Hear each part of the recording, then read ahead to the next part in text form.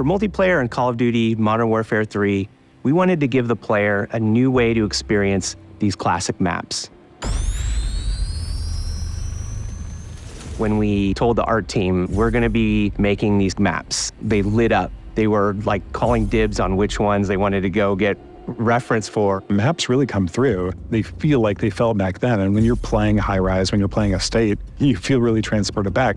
We questioned a lot of what was good about the movement of older games, what was good about the gunplay of older games, and the same with the newer games. So we tried to marry a lot of those things together. The way we approach it is that, how are we gonna make these the best versions of those maps that people have ever played? Because that's what we wanted. That's what we want as fans.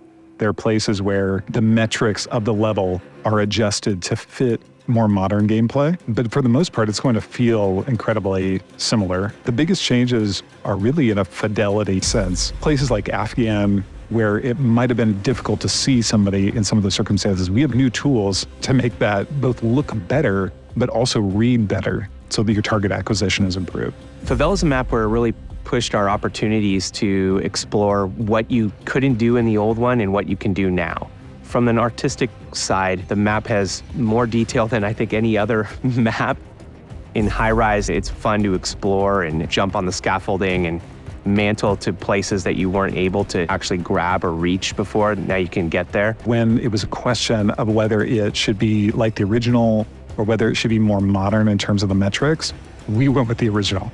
And we pushed very hard to make sure that that experience was as close to the original as we possibly could while we modernized the look of the map. I've seen people play it for the first time and they don't really know what they're gonna see, and when that load screen shows up for Favela or for Query, you see them light up like, oh my gosh, these are the maps that I've been hoping they would remake. The whole team here is super excited to bring all of these maps to fans everywhere.